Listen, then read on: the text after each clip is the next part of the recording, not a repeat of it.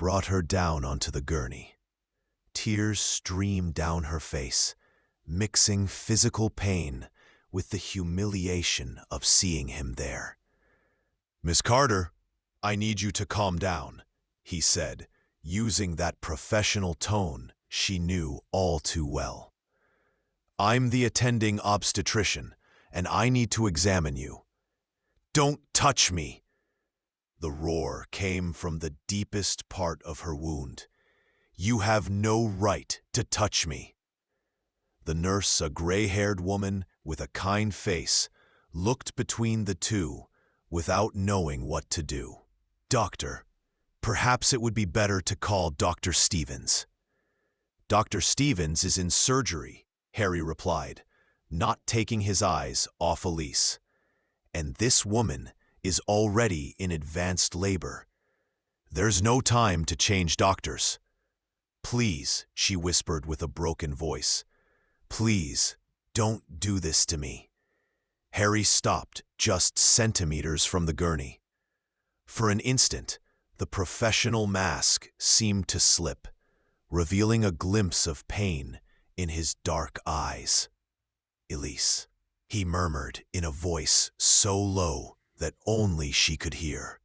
"I know you hate me, and you have every right to, but now there's a life at stake, and I swear on my honor as a doctor that I won't let anything happen to either of you.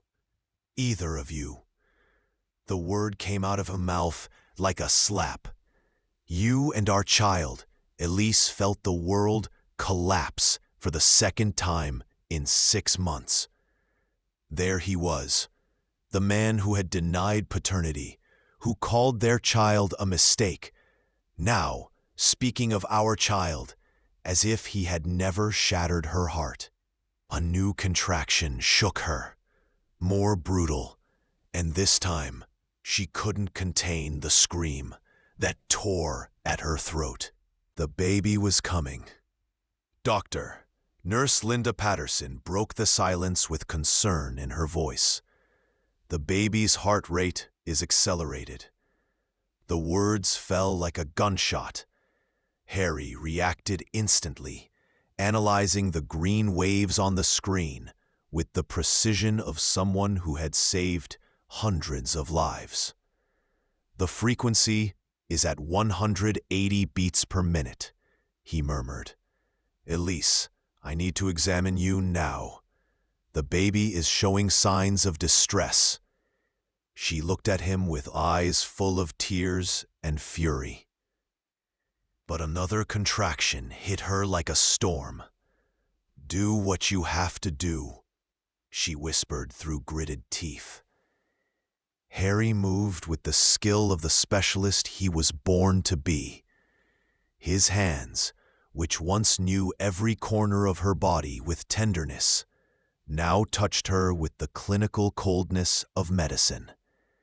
7 centimeters dilation, he announced. "Still a few hours to go." He looked at her directly.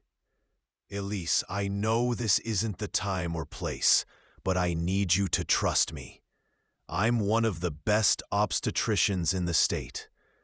I'm not going to let anything happen to either of you."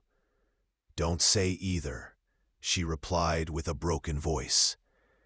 "You made it very clear that there was only one person in your equation." Harry lowered his gaze. When he raised it again, there was a vulnerability in his eyes that Elise had never seen. "You're right," he said barely audibly. "I was a coward, a complete fool. But that doesn't change the fact that now there's a life that needs to be born safely." Dr. Harrison entered the room with rigid authority. At 58 years old, the clinical director had perfectly combed gray hair and gray eyes that analyzed every situation like a cold equation. "Dr. Morrison," his voice filled the room, "I need to speak with you now." Harry didn't move from beside Elise's gurney. I'm in the middle of a complicated delivery, doctor. Can it wait? No, it can't. Harrison approached. I just found out that you have a personal connection with the patient. That's a direct violation of ethical protocol. It was, Harry corrected, without taking his eyes off the monitor. It was. That doesn't change the fact that you can't continue in charge of this delivery. No, Elise's voice cut through the air like a knife. Everyone turned to her, surprised.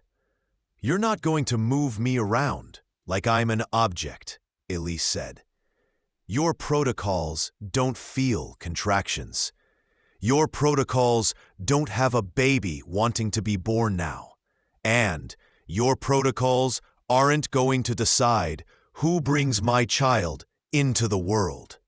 Ma'am, you don't understand the complexity.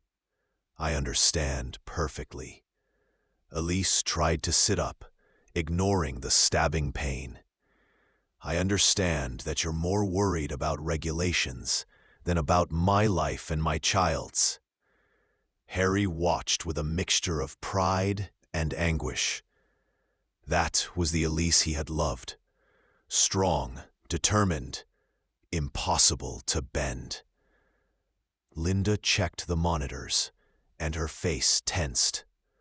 The frequency is at 200 beats per minute. That's not normal. The tension increased suddenly. Harrison looked at the screens, then at Harry. How much longer will Dr. Stevens take? Harry asked. At least 2 hours, Harrison answered reluctantly. This baby won't wait 2 hours. Harry leaned toward Elise. I need to do an emergency cesarean. The baby is suffering. Fear shone in her eyes. Cesarean? But I wanted a natural birth. I know. He extended his hand, stopping inches from hers. I know you dreamed of something different.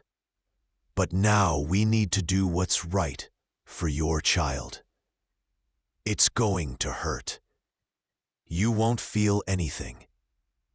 We'll use local anesthesia. He paused. And I'll be with you the whole time. Dr. Morrison, I can't allow... Harrison began. Then fire me, Harry interrupted, his voice like steel. Sue me. Take away my license if you want. But I'm not leaving here until I make sure my child is born safely. Your child? Harrison repeated, surprised. My child, Harry confirmed, looking at Elise. The child I abandoned out of fear, cowardice, for being too stubborn to understand what I was losing. Tears ran down Elise's cheeks. They weren't from physical pain. They were tears from 6 months of loneliness, of nights hugging her belly in silence. After an eternal silence, Harrison sighed deeply. May God forgive me, he murmured. Do what you must, Dr. Morrison, but this will have consequences. I know, Harry replied, already focused on the surgery, and I'm ready to face them. The baby's first cry burst into the room like a melody of redemption. Elise broke into tears when Harry lifted the newborn, a small, perfect boy with powerful lungs, announcing his arrival to the world. It's a boy, Harry said with a trembling voice. A beautiful, perfect boy. When Elise held her son for the first time, the world made sense again. Alfie, the name she had decided months ago, alone, had his father's dark eyes and a tiny expression that already hinted at his own character. Hello, Alfie, she whispered, gently caressing his face. Mommy waited so long for you. Harry watched the scene with a mixture of amazement and deep pain. "Alfie," he repeated in a low voice, "you chose that name." "I chose it alone," she replied, without taking her eyes off the baby. "Like I chose everything. Alone." Harry lowered his head, and when he raised it again, there were tears in his eyes. "Elise, I need to tell you something. Something I never told anyone." Harrison started to interrupt, but Elise's voice was firm. "I want to hear it now. I want to understand how someone can give life and then give up." Harry sat next to the bed, his eyes fixed on the baby sleeping peacefully in his mother's arms. "When I was 5 years old," he began with a grave voice, "my mother got pregnant again. I was excited, ready to have a brother. My father was also a doctor, an obstetrician like me. He said it would be the most important delivery of his life." Elise raised her eyes, feeling that those words carried enormous weight. Something went wrong, a rare, unpredictable complication. He did everything he could, but Harry rubbed his hair. "My brother died, and my mother too." "Harry," Elise murmured, beginning to understand. "My father never forgave himself. He spent the rest of his life blaming medicine, himself, God. He was never the same again. I grew up watching my father fall apart," Harry continued. "Every time he looked at me, he saw the memory of what he had lost." "That's why you chose obstetrics," Elise deduced, "to repair what he couldn't." He looked directly into her eyes. "But when I saw the pregnancy test in your hands, I suddenly became that 5-year-old boy again, terrified of losing everything." "So you decided to lose before it happened?" she concluded, with a mixture of understanding and pain. "I thought if I didn't get involved, if I didn't care, it wouldn't hurt if something went wrong." He touched Alfie's tiny hand with a trembling finger. "But it went wrong anyway. Because even though I denied it, I already loved both of you. Dot. Then why didn't you come back? Why did you let me face everything alone?" "Because I'm a coward," he replied without embellishment. "Because I preferred to run from my fear rather than face it." Alfie moved in his mother's arms, making a little sound that sounded like a sigh. Harry smiled through tears, a gesture Elise hadn't seen in months. "He's perfect," he murmured, caressing the baby's face. "Exactly as I imagined." 3 days later, Harry entered, carrying a brown leather folder and wearing civilian clothes. He looked like he hadn't slept at all. "How are you both today?" he asked, maintaining some distance. "Better." Elise adjusted Alfie in her lap. "The doctors said they'll discharge me tomorrow." "Where will you go?" "Home. To Cedar Falls." She looked at him with defiance. "To the life I built without you." Harry nodded as if he already expected that answer. He sat with hands intertwined over the folder. "Elise, his future is already decided." Her voice was firm. "He's going to grow up in a home full of love, with a mother who will never abandon him." "In Cedar Falls," he said calmly, "where the nearest hospital is 2 hours away. where there are no specialized pediatricians, where your job opportunities are limited. A chill ran down her spine. Are you threatening me? I'm offering you an alternative.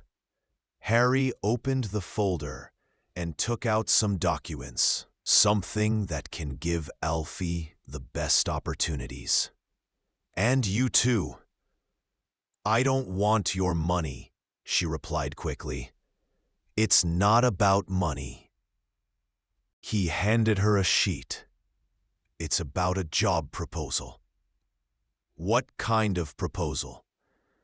Coordination of the new support program for pregnant women in vulnerable situations at Chicago General Hospital. Harry spoke slowly. It's a project I designed 2 years ago, but it never got started because I couldn't find the right person to lead it. And you think I'm that person? I think you're the only right person. He leaned forward. You lived firsthand what it means to be pregnant and vulnerable. You know what it's like to feel fear, to make decisions alone. That experience, along with your training in marketing and coordination, makes you perfect for the position. This is an attempt to buy my forgiveness. It's an attempt to do it the right thing. His voice hardened. The program will offer psychological, financial, and medical support to women in your same situation. There will be temporary apartments, daycare so they can work, training courses, complete medical care. Despite herself, Elise felt genuine interest. And what would be my exact function? General coordination, team selection, protocol development, press relations, fundraising. He paused. Starting salary of $85,000 annually with full benefits, apartment in the hospital's residential complex, and free daycare for Alfie. Elise blinked several times. It was almost 3 times more than what she could earn in Cedar Falls. And what would be your role in all this? Medical supervision, nothing more. He looked at her directly. I know you don't trust me, but this isn't about us. It's about giving other women what you didn't have. Would there be any personal commitment? None. The answer was quick and firm. It would be a strictly professional relationship. You would report to the hospital's administrative board, not to me. And if I decide I don't want you to get close to Alfie, the blow was hard, but Harry didn't change his expression. I'll respect your decision. I just hope that one day you'll let me show that I can be a better father than I was a partner. I need to think about it, she said finally.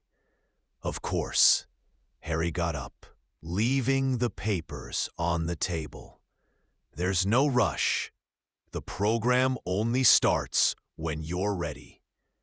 And if I say no, he stopped at the door. Then there won't be a program because there really isn't anyone more qualified than you.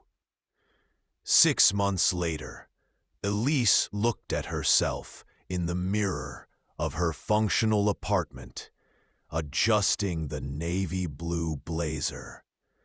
The Hope Program, as they had named it, was working better than expected, and she had become its public face. Alfie crawled around the spacious apartment, exploring every corner with the curiosity of a 9-month-old child. He was growing healthy and strong, with dark eyes, increasingly similar to his father's. The program had already attended to more than 200 women since its opening. Elise had found herself professionally again. She spoke at medical conferences, gave interviews to national newspapers, managed resources with influential business people. In the hospital corridors, they treated her with respect and admiration. Dr. Elise, they called her, though she didn't have a medical degree. And Harry had kept his word. They met regularly at Hope Program meetings, always with other people present, always focused on work. When Alfie was at daycare and cried for some reason, Harry appeared discreetly to help, but only when Elise wasn't available. It was a careful dance of closeness and distance that worked better than she ever imagined. That particular morning, Elise had a crucial meeting. The program had been selected to receive an international delegation of doctors and hospital managers interested in replicating the initiative in other countries. Upon arriving at the Chicago General Hospital conference room, she found everything ready. Dr. Harrison approached with a smile very different from the coldness shown months before. "Dr. Elise," he said, "the guests are impressed with the numbers you presented. 15% reduction in maternal mortality, 23% increase in prenatal care attendance. The merit belongs to the entire team," she replied diplomatically. Her attention drifted when she saw Harry enter. He wore a dark suit and carried the same confident bearing she remembered. Their gazes met for a few seconds across the room. He raised his hand in a discreet greeting. She responded the same way. That's how it worked between them now. Courteous, professional, respectful. The presentation went flawlessly. For 45 minutes, Elise spoke about methodology, results, obstacles overcome, and future plans. The numbers impressed, but what moved the audience were the video testimonials from the women who benefited. While Harry conversed with the international guests, Elise observed him. He spoke with passion and knowledge, but always deflected praise toward her. The true visionary behind the success is Dr. Elise, he would say. I only provided the medical structure. She created the soul of the project.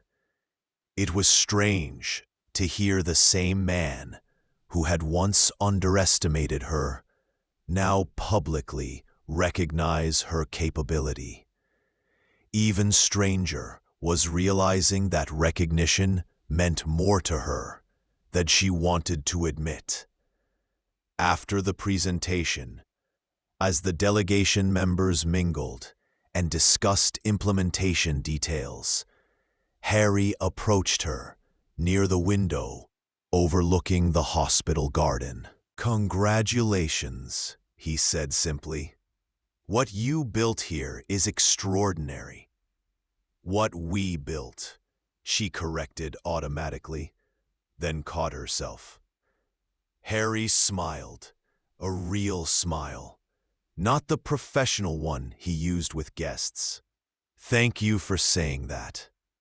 They stood in comfortable silence for a moment, watching Alfie through the daycare window as he played with other children. At 9 months old, he was already showing signs of his father's determination, his mother's resilience. "He's incredible," Harry said softly. "You've done an amazing job raising him." "We both did," Elise found herself saying, in different ways. For the first time in almost 2 years, she looked at Harry Morrison, not as the man who had abandoned her, but as the father who had found the courage to stay. Professionally, respectfully, but unmistakably present in their son's life. "Maybe," she said carefully, "it's time we talked about what comes next." Harry turned to her, hope flickering in his dark eyes. "What do you mean?" "I mean," Elise took a deep breath, "maybe it's time to stop dancing around each other and start figuring out how to be the family Alfie deserves. Not the family we were, but the family we could become." Outside the window, their son laughed as he played, unaware that his parents were finally ready to write a new chapter.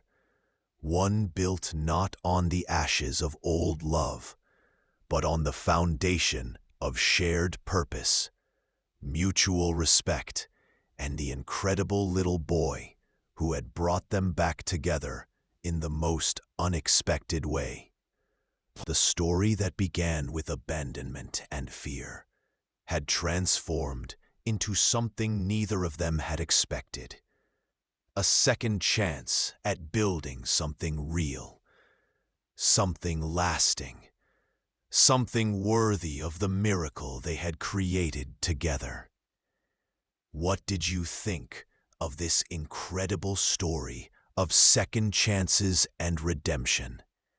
Have you ever experienced a moment when life gave you an unexpected opportunity to make things right?